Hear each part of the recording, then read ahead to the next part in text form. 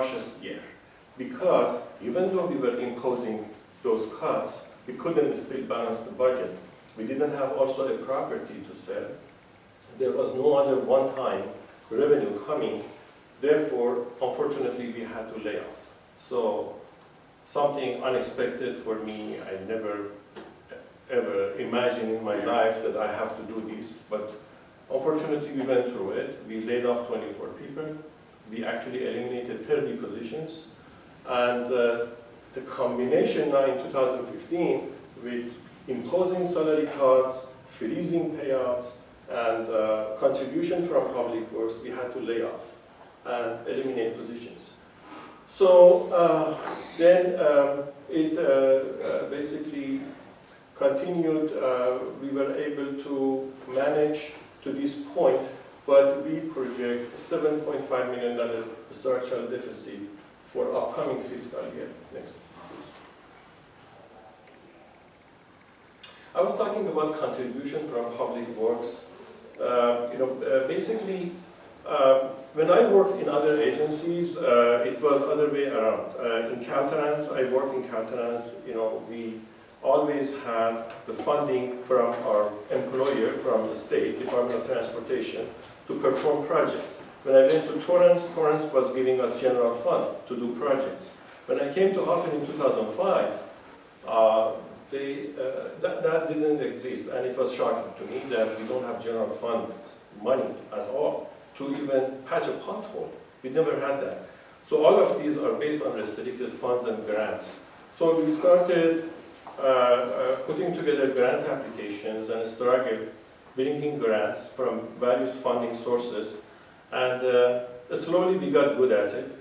And all of us became grant writers. He is one of them. So we were able to change more hats now. We became grant writers. We were engineers designing and also putting our construction management hat when we go to construction. So this is how, for example, when we bring grants, because we don't hire consultants, we pay ourselves from those grants, and that money goes back to general fund. So instead of general fund paying to do those work, we put money back to general fund. In fact, even our police department is doing it. Even though police department is not in the business of capital improvement projects, it's completely different nature, it's all services, but they are able to bring some grants and put $200,000 back into general fund also.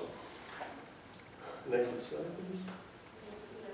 This is President Trump's fiscal year budget, federal fiscal year budget, that unfortunately there are a lot of eliminations, and there is a danger of the CDBG to be completely cut. And if that happens, then that is going to drastically impact our code enforcement and graffiti removal services. Next one. We did a fiscal analysis of neighboring cities to see where we stand and why Hawthorne has been struggling with this structural deficit for years. So we chose these cities that are close by and comparable. Go to the next one. These are basically the sources of revenue for each municipality. Those are the taxes. All municipal agencies are tax-based, basically, revenue. And this is all the sources that are basically common among all these cities. So we got all the revenues per capita. This is difficult to see. I have a chart. I have a histogram chart. Here it shows. So basically, this is El Monte. This is Compton, Hawthorne, Carson, La Mirada, Gardena, Inglewood, Long Beach, Redondo, Torrance, Manhattan, Culver City, El Segundo. This is, by the way, Chevron. that Chevron by itself is 3 times bigger than the entire Hawthorne revenue. So this is showing revenue per capita. So Hawthorne stands at $687 per capita. That means Hawthorne brings $687 a year per person to spend, to provide services, to provide whatever, protection, safety, and community and public services. When you compare that with some cities like Gardena, Gardena is $911, thanks to the, by the way, this in Gardena also, this fat one, is there are 2 casinos. You know, we don't have casino, we don't have mall, we don't have refinery, unfortunately.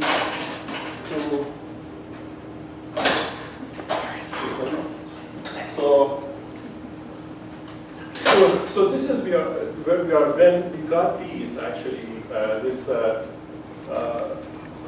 financial analysis was done by RSG when they did this and provided to us. It was quite shocking.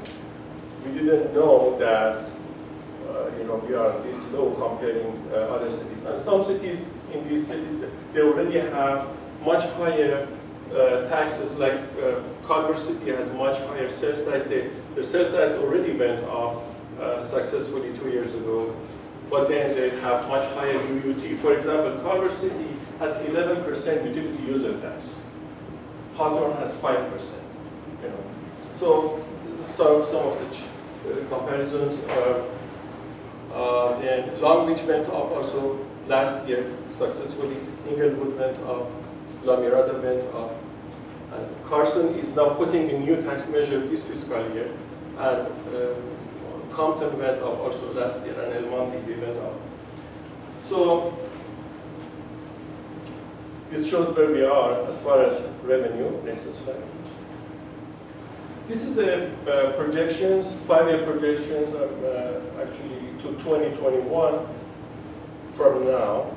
And it shows that we continue, unfortunately, to have these structural deficits. Next slide shows a chart of this. That if you look at it, I was telling you 2015, we had to do the layoff, and unfortunately, in addition to those imposing those salary cuts, this is where we were going down. We were able to reverse it. But again, in 2019-20, we start going down.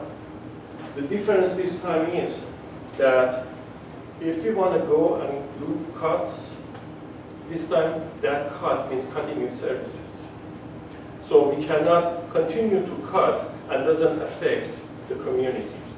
This is the difference this time. And that's the very reason that City Council put that measure on the ballot this time, to give community a choice to decide that which way we want to go. Are we going to cut our services, or no? We want to move forward. We want to be, you know, a progressive city, and we can move forward and continue also to accommodate for more developments. Because honestly, developers, they want to come and invest. They want to invest in a city that has financial solvency. And if they find out that city is economically always struggling, they don't like to, they're scared to come and invest. So, for example, to give you an example, I don't know how many of you know that we had a development project approved building 2 Marriott hotels close to City Hall with a public restaurant. So those hotels are under construction right now. But when the lenders, they were going through financing, lenders were interviewing me, and they were asking me those questions, as if I'm asking for a loan, instead of asking the developers. So these are the issues, the elements that they consider for investment. So, next slide. So basically, the tough choice is that solving the identified operating deficit problem can no longer be accomplished solely by expenditure cuts, as done historically. As a public service agency, to consider such only would produce monumental staff and service reductions. 70% of our budget is safety. 70%. So, you know, how can we go and cut our expenses without affecting that? It's going to be very difficult. So a dual approach, continued prudence in the spending, like we have been always doing all these years to manage our deficits, coupled with an increase in revenue generation, are the 2 necessary components of a viable solution. Next slide. So This local sales tax, which is 3/4% of 1%, which is less than a penny in a dollar. The difference for this local measure comparing other measure is that this local tax is going to stay in Hawthorne and can be used only for Hawthorne community. While sales tax in itself, 90% of it goes to county and state. Only 10% come. In fact, sales tax is how much, like about 9.25%, I guess. Only 1% comes to Hawthorne. 8.25% goes to county and state. If this local measure is passed, that 3/4 stay in Hawthorne, and only for it's not going to be rated by state or county. If it is passed, you can compare this with the other chart that was going down. Now it gives us basically a good, stable financing for foreseeable future, if passed. So, with saying that, if there are any questions, I can please go ahead.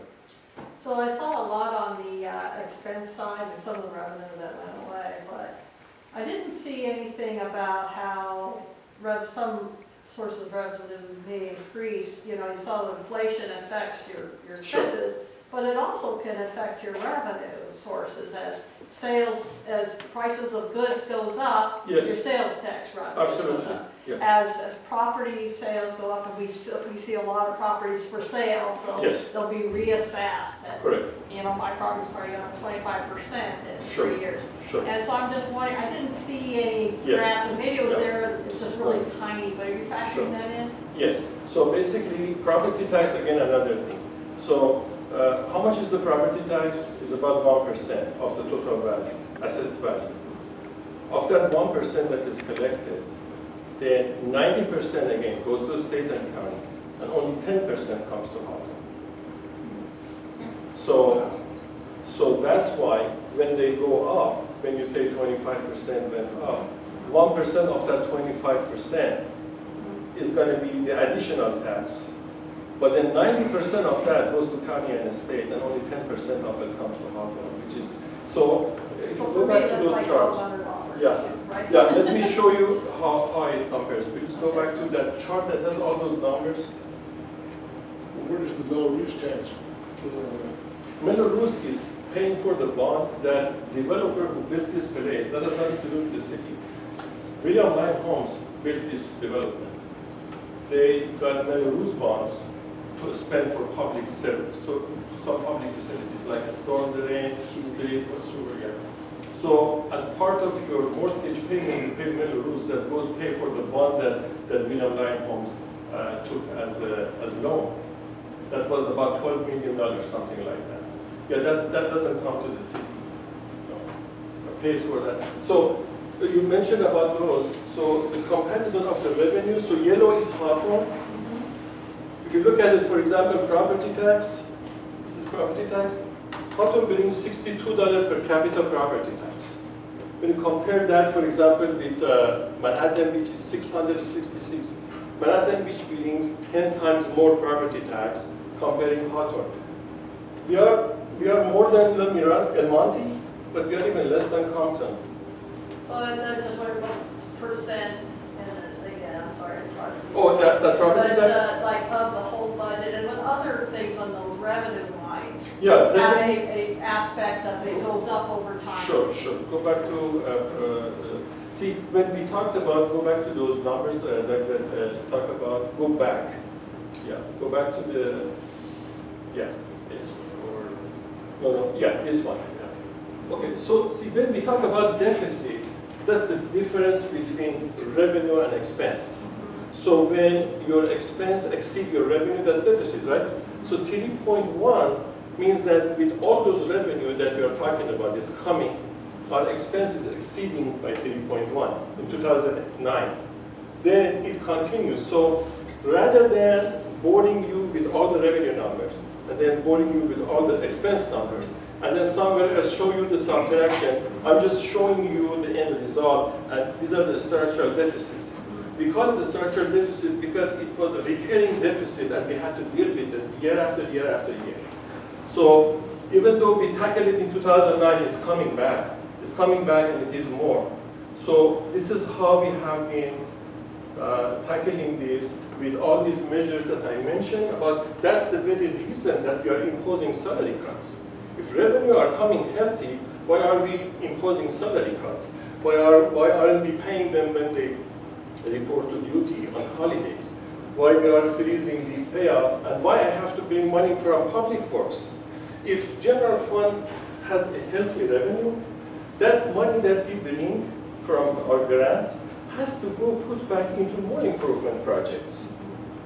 But we have to put it in general fund to patch the deficit. So this is showing you in a nutshell that whatever we bring as revenue is unfortunately doesn't meet the expenses, and we continue to have this structural deficit growing.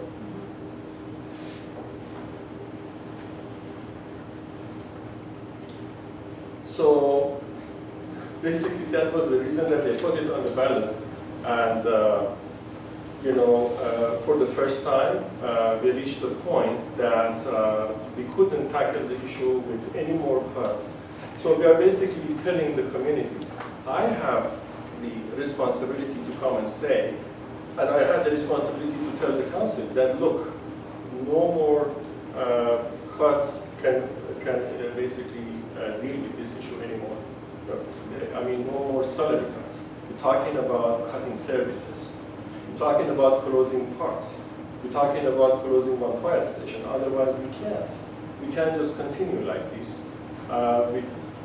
Not only we don't have refineries that some other cities have, or open malls, or what you call it, those casinos or other money-making, revenue-making resources they have, but they were able to increase their sales tax or duty or other things to continue their services for their communities. While all these years in the past, City Council was kicking the can down the road and leaving it for next council to decide. So at least I give this current City Council a credit that they were able at least to have the courage to put it on the ballot. And we told them, you guys are not raising anybody's sales tax, but at least put it on the ballot for residents to decide. This choice has to be given to our residents to decide for themselves, and that's why it is in November ballot.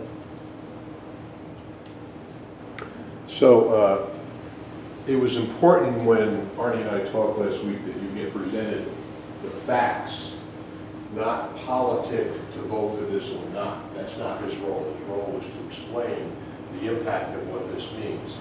So over the next 8 weeks, you're going to hear more and more about this as it gets promoted through the city from people who believe this should be done, or not, depending on who sends out the mailers. But I think it was important for the community, and I really had hoped a lot more people would have come, to have seen this, to understand the challenge that Hawthorne is facing. We are part of Hawthorne, so we need to face up to the fact that this is a reality the city is facing. And the biggest impact is going to affect police and fire. Those are the services. So I think it was important to come here. Obviously, Arnie will entertain questions. The chief, I'm sure, will entertain questions. But that was the part of the program I really felt the community needed to hear. Questions? Do you know how does it affect you as far as the cost of it? I mean, you all know that for groceries we don't pay sales tax, but for other taxable goods, basically 3/4 of 1%, which is less than a penny, is equivalent to 75 cents for $100, right? Yeah. So for $100, we pay 75 cents more. That's what it is actually. But it helps us to sustain our services for foreseeable future. The other fact I want to share with you is that 57% of sales tax in Hawthorne comes outside Hawthorne, from outside Hawthorne. It's not from Hawthorne residents. So these are those folks who come to our city and shop in our Costco, shop in our Target, shop in our Home Depot, shop in our Lowe's, and also our manufacturing. or manufacturing, they pay use tax. Because the sales tax includes transaction and use tax. So our manufacturing also pays. So our own Hawthorne residents' contribution to this is only 43%. So Hawthorne residents are voting on something that more than half of it comes from outside Hawthorne also. So it's not like property tax. Property tax, Hawthorne residents are paying directly, even though 90% goes to county and state, but it's your money. Sales tax is not like that. So does this increase just include residents? No. Oh, okay. No, that's what I'm saying. 60% of revenue, 57% of revenue comes from outside Hawthorne. Where does SpaceX fit in there? The SpaceX can produce, the SpaceX is not in the business of mass production like Boeing or Northrop Grumman or Lockheed Martin. They don't sell airplanes to Saudi Arabia. They get one contract a year from NASA to do a mission. So SpaceX is not like them to have those mass production assembly line. They do one contract a year. They pay some use tax. They don't generate any sales tax whatsoever. They don't sell anything. I mean, their Tesla is not in Hawthorne. It's in Northern California. Yeah, it's funny you should mention Culver City and their sales tax. I used to live adjacent to Culver City. And if I needed to buy a high-ticket item, I never shopped at Culver City. Because I know I was paying a premium. Is there a chance we could drive business away from Hawthorne? Is there a chance I'm saying? Drive business? Oh, yeah, we are. We are trying. But I'm just saying, like, if the surrounding communities have a lower sales tax than we will, Mhm. and I don't know if that'd be the case or not, would there be a temptation for them to take their business elsewhere? Not really, because the impact we are talking about is so infinitesimal. It doesn't really, Like know, a we're car, like a car. yeah. I thought. For example, like a car, for example. I remember the last car I was buying when we were signing everything. At the very end, they told me that, oh, you have to pay $600 to activate the alarm. I didn't know that. My tax was much less than that. The tax I was paying was $200. So even for a, let's say, $30,000 car, what is the 0.75%? So it's about $200. So it's not really a big ticket item, to cause businesses to move around. No, that's why we have actually support our businesses, believe it or not. Our businesses are supporting this because they know the viable city can have a viable economy, and their business, their investments are more protected than other way around. And also your property values, the same thing. If the city is thriving, then property values, investments, businesses, they all can benefit from it. So you're saying 25% cut, the employees have taken a 25% cut over the last? Yes. Actually, if you add these up, it's 46.6 million of deficit in 9 years that we have to deal with, that we have to struggle with. Just adding, I will have these available on our website, and you can see, these are our facts.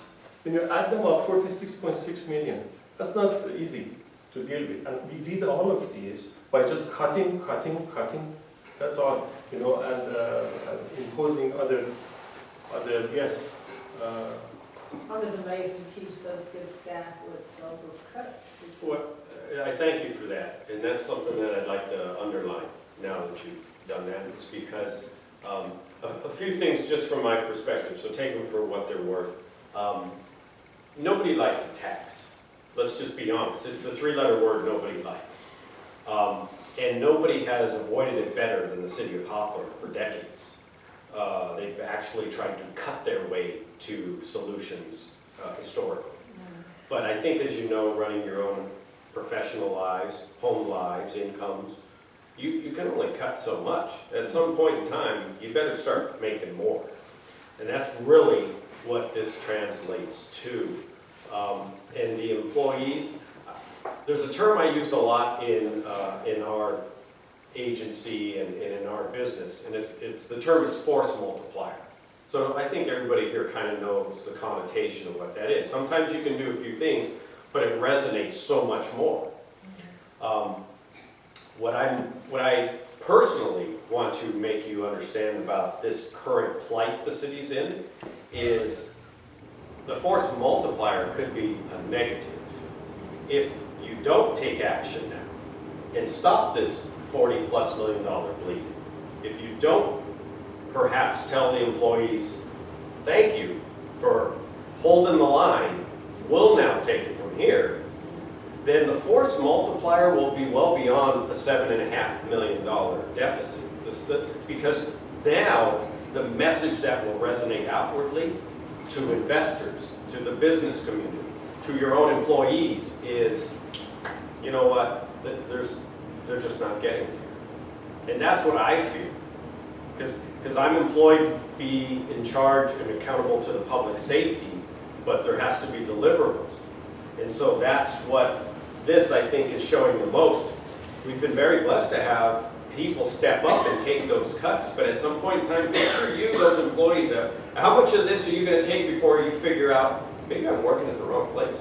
That's the force multiplier I'm scared of, because the men and women and the talent you saw in here, the dedicated people at City Hall who do this job and make the difference, they're going to go to the cities where they don't need to worry about this. So that's reality. And one more adage, I'll underline it off of your analogy. We pay so much in taxes now already. Every time you turn around, there's another this or another that. And I understand it, because guess what? When we go home, we're paying them too. This is the actual one time that you can find something with such a small fraction where it guarantees the money comes back to what your home base is built on. I'll give you an example. Recently, the LA County passed a tax increase that was earmarked for homeless. Didn't we just talk about homeless a couple hours ago? So right now, the county is having massive meetings to put together committees to decide how are we going to spend these hundreds of million dollars derived from this new tax. Well, what do you think Hawthorne's portion is going to be? But you're all paying it. We're all paying it now. And so you're going to still look over the wall at transients and say, geez, I'm so glad I paid for that. This is actually the force multiplier we want. This actually has the potential to sustain what we're doing and build upon it. And the last thing I'm going to say and mean from the heart is we're so blessed right now to have this man at the helm today. Because let me ask you and all the members of your great community, take a look at that over 7 years, 8 years. If that was your business, would you really have needed to get to 2018 before you decided, I think I better do something?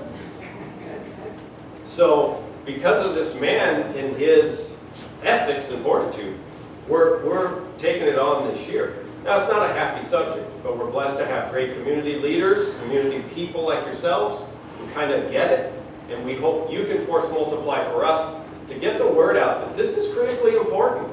And, you know, this deliverable of service that we hope you appreciate and we can build upon, you know, now is that fork in the road where let's save it, protect it, and build forward. Because in a few years, the NFL is going to be in Inglewood. It's going to be a monstrous billion-dollar empire coming right here to our neighborhood. And then 10 years after that, the Olympics. And so I would tell you, what does Hawthorne want to be poised and ready for? The city that's going to capitalize on that coming across our border, or the city that's just, you know, going to go backwards? So we have 1 minute on the SD card to record. But we had committed to about a 2-hour meeting. Yeah, thank you very much. I was going to thank you so much, Colonel Gaffney, and for your kind words, Chief. We don't want to, you know, make it in front of them that we are patting each other back, but I really, you know, It's easy, but it's true. indebted to his commitment that is supporting me.